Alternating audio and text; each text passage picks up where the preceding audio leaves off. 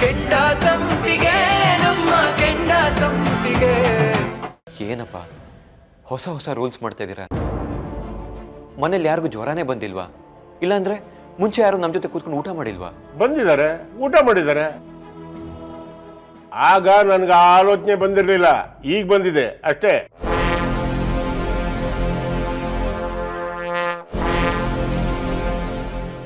ಏನ್ರಿ ನೀವು ಹೀಗೆ ಮಾತಾಡ್ತಾ ಇದ್ದೀರಾ? ಅವಳೇನೋ ಬುದ್ಧಿ ಕೆಟ್ಟವಳು ಹಾಗೆ ಮಾತಾಡ್ತಿದ್ದಾಳೆ ಅಂದ್ರೆ ನೀವು ಹಾಗೆ ಮಾತಾಡ್ತಿದ್ದೀರಲ್ಲ.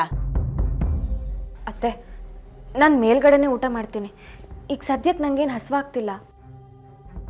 ಏನಪ್ಪ ಊಟಕ್ಕೆ ಕೂತವ್ರನ್ನ ಎಬ್ಬಿಸ್ಬಾರ್ದು ಅಂತ ನೀವೇ 1000 ಸಲ ಹೇಳಿದ್ದೀರಾ. ಇವಾಗ ನೀವೇ ಆ ತಪ್ಪು ಮಾಡ್ತಾ ಇದ್ದೀರಲ್ಲ.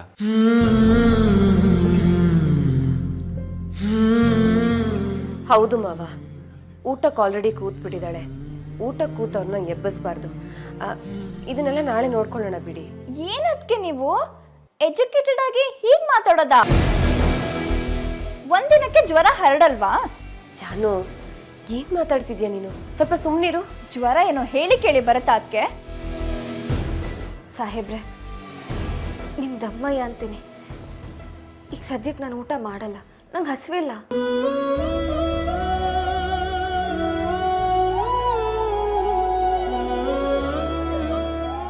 ಕೂತ್ಕೊಳ್ಳಿ ಸುಮ್ಮನೆ. ನಾಳೆ ಏನಾದ್ರೂ ಅಪ್ಪ ಅಮ್ಮಂಗೆ ಜ್ವರ ಬಂದ್ರೆ ಯಾರ್ ಗತಿ? ಅವಳು ಹಂಗೋ ಕೂತ್ಕೊಳ್ಳೇಬೇಕು ಅಂತ ಇದ್ರೆ ಬೇರೆ ಕಡೆ ಕೂರ್ಸ್ಬಿಟ್ಟು ಊಟ ಹಾಕಿ. ಜಾನು, ನೀನ್ ಮಾತಾಡೋದ್ರಲ್ಲಿ ತಪ್ಪೇನಿಲ್ಲ ಮಗ, ಸರಿಯಾಗಿ ಮಾತಾಡ್ದೆ. ನಿನ್ ಮಾತಿನ ಪ್ರಕಾರ ರೂಮ್ ಬಿಟ್ಟು ಹೊರಗಡೆ ಬಂದಿದ್ದು ಮೊದಲನೇ ತಪ್ಪು. ಸಾಲದಕ್ಕೆ ನಮ್ ಜೊತೆ ಕೂತ್ಕೊಂಡು ಊಟ ಮಾಡ್ತಾ ಇರೋದು 2ನೇ ತಪ್ಪು. ಕೇಳಿಸ್ಕೊಡಮ್ಮ, ರೂಮ್ ಬಿಟ್ಟು ಹೊರಗಡೆ ಬರಬಾರ್ದು, ಮಂಚ ಬಿಟ್ಟು ಕೆಳಗಡೆ ಇಳಿಬಾರ್ದು. ಏನ್ ಪದ್ಮ? ರೀ, ಇದು ಅನ್ಯಾಯ ರೀ. ಅನ್ಯಾಯ ಅಲ್ಲ ಪದ್ದು, ಪ್ರಾಕ್ಟಿಕಲ್ ಆಗಿ ಯೋಚನೆ ಮಾಡು. ಜಾನು ಹೇಳ್ತಾ ಇರೋದು ಸರಿಯಾಗಿದೆ. ತಿಳ್ಕೊಬೇಕಷ್ಟೇ.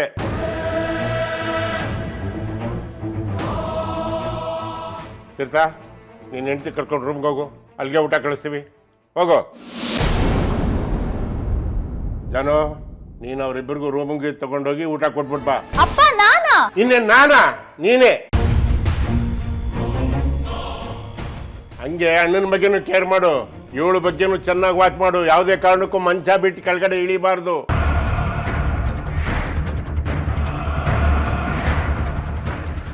ಅವಳ ರೂಮಿಗೆ ತಗೊಂಡೋಗಿ ಊಟ, ತಿಂಡಿ, ಕಾಫಿ, ಜ್ಯೂಸ್ ಎಲ್ಲ ನೀನೇ ಕೊಟ್ಬಿಟ್ಟು ಬರಬೇಕು.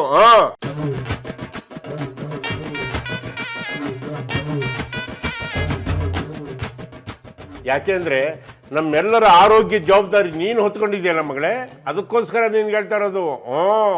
ಸಾಧನ, ಅವರಿಬ್ಬರಿಗೂ ಊಟ ನಮ್ಮ ಮೇಲ್ಗಡೆ ಕೊಟ್ಟು ಕಳ್ಸು. ಅಪ್ಪ, ನೀವು ಹೇಳಿದ್ ಸರಿಯಾಗಿದೆಯಪ್ಪ. ನಾನು ಸುಮ್ಮನೆ ಅವ್ರಿಗೆ ಹೇಳಿದೆ, ನೀವು ರೂಮಿಂದ ಆಚೆ ಬರೋದು ಬೇಡ, ನಾನೇ ಎಲ್ಲ ತಗೊಬಂದು ಕೊಡ್ತೀನಿ ಅಂತ. ಆದ್ರೆ ಇವ್ರು ಹೇಳಿದ ಮಾತೇ ಕೇಳಿಲ್ಲ. ಇವಾಗ ನೀವು ಹೇಳಿದ್ರಲ್ಲ, ಅರ್ಥ ಆಗಿರುತ್ತೆ. ಸುಮ್ಮನವ್ರೆ, ಬನ್ನಿ ಹೋಗೋಣ. ಸಾಹೇಬ್ರೆ, ಏನ್ ಮಾಡ್ತಿದ್ದೀರಾ? ಜಾನ್ವಿ, ನಂಗೆ ತುಂಬಾ ಹೊಟ್ಟೆ ಸಿಗ್ತಾ ಇದೆ. ಬೇಗ 2 ಪ್ಲೇಟ್ ಊಟ ತಗೊಂಡು ಬರ್ಬೇಕು ನೀನು.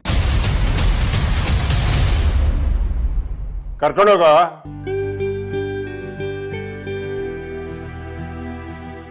ಬನ್ನಿ ಸುಮ್ಮನವ್ರೆ.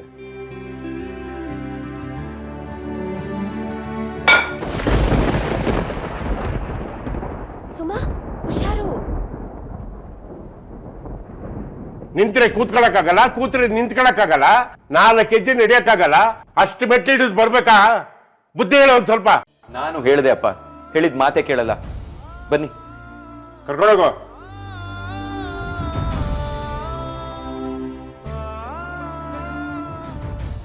ತೀರ್ಥ, ಹುಷಾರಾಗಿ ಕರ್ಕೊಂಡು ಹೋಗು. ಮೇಲ್ಗಡೆಯಿಂದ ಕೆಳಗಡೆ ಬಂದ್ರೆ ಅಷ್ಟೇ. ಒಬ್ಬೊಬ್ರಿಗೆ ಸರಿಯಾಗೈತೆ. ಬುದ್ಧಿ ಬೇಡವಾ? ನಾನು ಸರಿಯಾಗಿ ನೋಡ್ಕೋಬೇಕು ಇನ್ಮೇಲಿಂದ. ಏನೇ ಮುಖ ನೋಡ್ತಿದ್ಯಾ? ತಟ್ಟೆಗೆ ಊಟ ಬಡಿಸ್ಕೊಂಡು ಅವ್ರ ರೂಮ್ಗೆ ತಗೊಂಡೋಗು. ಖಾಲಿ ಆದ್ರೆ ಮತ್ತೆ ನೀನೇ ತಗೊಂಡೋಗ್ಬೇಕು. ನಿಮಗೆ ನಡೆಯಕ್ಕಾಗಲ್ಲ, ಬನ್ನಿ. ಸಾಹೇಬ್ರೆ,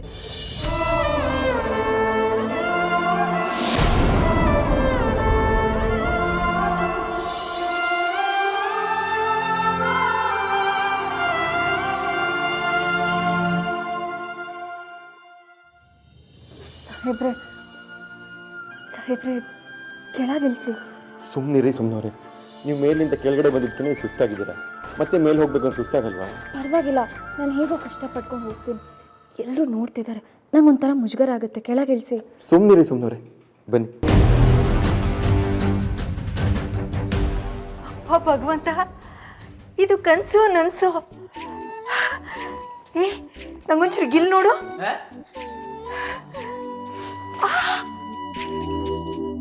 ಅರೆ ನನ್ಸೆ ಇದು.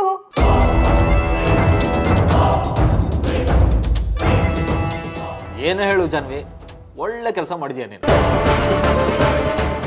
ಬರುವಾಗ ಗಂಡ ಹೆಂಡತಿ ನಡ್ಕೊಂಡು ಬಂದು, ಹೋಗುವಾಗ ಹೆಂಡತಿನ ಗಂಡ ಹೊತ್ಕೊಂಡೋದ. ಸೂಪರ್.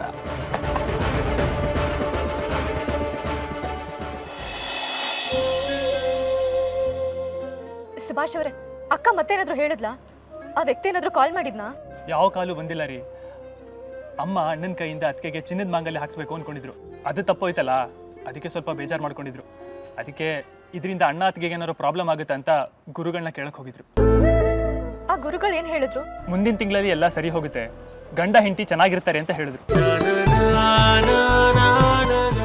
ಭಾವನ್ನು ಅಕ್ಕನು ಒಂದ್ ಮಾಡೋದಕ್ಕೆ ಅತ್ತೆ ಎಷ್ಟೆಲ್ಲ ಪ್ರಯತ್ನ ಪಡ್ತಿದಾರಲ್ವಾ?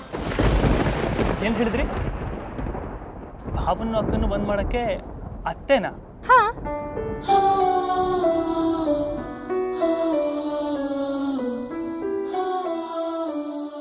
ಹಲೋ, ಏನ್ ಯೋಚನೆ ಮಾಡ್ತಿದ್ದೀರಾ? ಏನಿಲ್ಲ.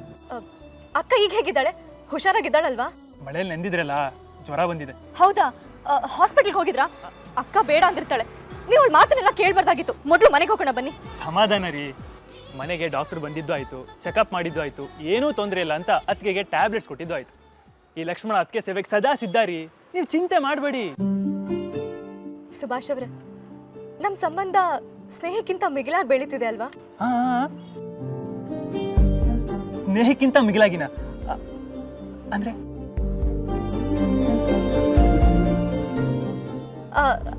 ಅದೇ ರೀ, ಅದೇ ಅದೇ ಏನು? ಏನಿಲ್ಲ ಬಿಡಿ. ಏನೋ ಇದೆ ರೀ, ಹೇಳಿ, ಪರವಾಗಿಲ್ಲ.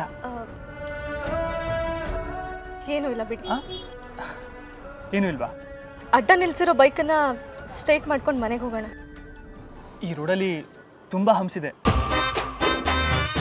ನಾನೇ ನಿಮ್ಮ ಹಿಂದೆ ಹೊಸದಾಗಿ ಕೂತಿದ್ದೀನಾ? ಇದಕ್ಕಿಂತ ನಮ್ಮನೇಲೆ ಪಾರ್ಟಿ ಮಾಡಿದಿದ್ರೆ ಎಷ್ಟೋ ಚೆನ್ನಾಗಿರ್ತಿತ್ತು. ಹೋಗ್ಬೇಡ್ರೆ. ನಮ್ಮಮ್ಮ ಅದ್ ಹೇಗ್ ನಿಮ್ಮ ಮೇಲೆ ಕೈ ಮಾಡ್ತಾರೋ ನಾನು ನೋಡೇ ಬಿಡ್ತೀನಿ. ಇವತ್ತಿಲ್ಲಿ ನನ್ನ ಫ್ರೆಂಡ್ಸ್ಗೆ ಏನಾದ್ರೂ ಅವಮಾನ ಆದ್ರೆ ಆಮೇಲೆ ನಾನು ಏನ್ ಮಾಡ್ತೀನಿ ಅಂತ ತೋರಿಸ್ಬೇಕಾಗತ್ತೆ. ಏನೇ ಬೆದರಿಕೆ ಹಾಕ್ತಿದ್ಯಾ? ಅತ್ತೆ, ದಯವಿಟ್ಟು ನೀವು ಕೋಪ ಮಾಡ್ಕೋಬೇಡಿ. ನೋಡ್ ಜಾನು, ನಿಮ್ಗೆ ಹಾಡ್ಬೇಡ ಕುಣಿಬೇಡ ಅಂತ ಹೇಳಲಿಲ್ಲ, ಸ್ವಲ್ಪ ಶಬ್ದನ ಕಮ್ಮಿ ಇಟ್ಕೊ ಅಂತ ಹೇಳಿದಷ್ಟೇ. ಮುಚ್ಚೆ ಬಾಯಿ. ಜಗಳ ಆಡಕ್ಕೆ ಕಾರಣ ನೀನೆ.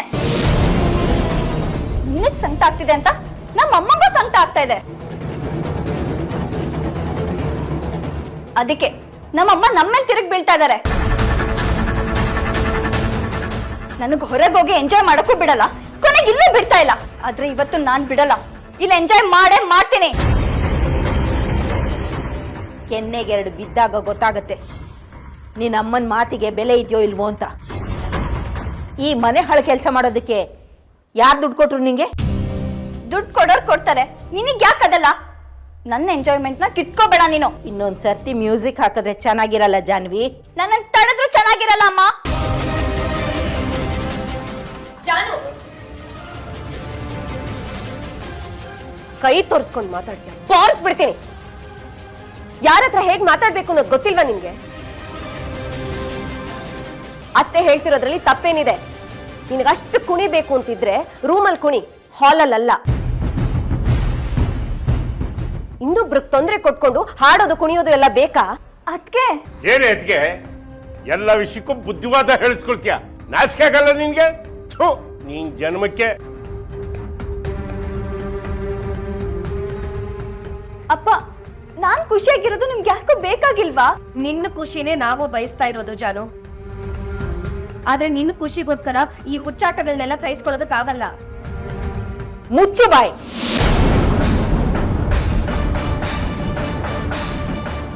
ಈ ಪಾರ್ಟಿಗೆ ದುಡ್ಡು ಕೊಟ್ಟವಳೆ ನೀನು, ಈಗ ನಾಟಕ ಆಡ್ತಿದ್ಯಾ?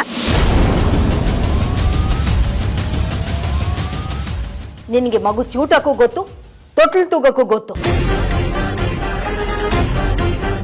ಅತ್ತೆ, ನಾನು ಇವಳು ದುಡ್ಡು ಕೊಟ್ಟಿಲ್ಲ. ಸುಳ್ಳು ಹೇಳ್ಬೇಡ. ಈಗ ತಾನೇ ಇವಳು ಹೇಳದ್ಲಲ್ಲ, ಒಂದ್ ಕಡೆ ಸುಮನನ್ ಕೈಗೆ ಇವಳು ಕೈ ಇಟ್ಟು ಬದಲಾಯಿಸು ಅಂತ ಹೇಳ್ತೀಯ, ಇನ್ನೊಂದ್ ಕಡೆ ಇವಳ ಕೈಗೆ ದುಡ್ಡು ಕೊಟ್ಟು ಹಾಳಾಗೋಂತ್ಯ. ನಿನ್ನ ಆಟ ನನಗೆ ಗೊತ್ತಿಲ್ಲ ಅನ್ಕೊಂಡಿದ್ಯಾ ಸಾಧನಾ? ಅತ್ತೆ ಪ್ಲೀಸ್, ದೇವ್ರಾಣೆಗೂ ನಾನು ಇವಳಿಗೆ ದುಡ್ಡು ಕೊಟ್ಟಿಲ್ಲ. ಜಾನು, ಸಾಧನಾ ನಿಂಗೆ ದುಡ್ಡು ಕೊಟ್ಟಿದ್ದಾಳ? ಏನಪ್ಪ ನೀವು ಹೋಗಿ ಹೋಗಿ ಅಮ್ಮನ ಮಾತು ಕೇಳ್ತೀರಲ್ಲ?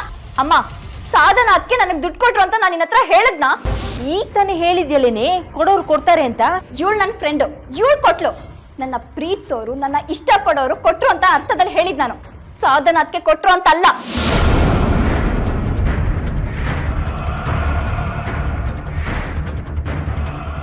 ಪದ್ಮ, ಈಗಲಾದರೂ ಅರ್ಥ ಆಯ್ತಾ? ಪೂರ್ವಾಪರ ಯೋಚನೆ ಮಾಡ್ದಲೆ ಸುಮ್ಮನೆ ಮಾತಾಡ್ಬಿಡ್ತೀಯ. ಯಾಕೆ ಅವ್ರ ಮನಸ್ಸೆಲ್ಲ ನೋಯಿಸ್ತೀಯ ನೀನು? ನೋಯಿಸ್ದೆ ಮತ್ತೇನ್ ಮಾಡ್ತಾರಪ್ಪ?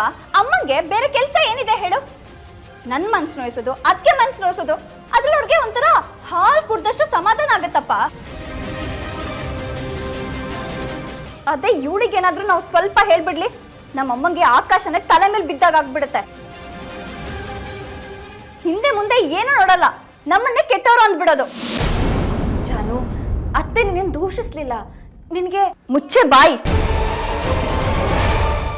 ಮಾತಾಡ್ಬೇಡ ನೀನು. ಇಷ್ಟೆಲ್ಲ ರಗಳೆ ಆಗೋದಕ್ಕೆ ನೀನೇ ಕಾರಣ.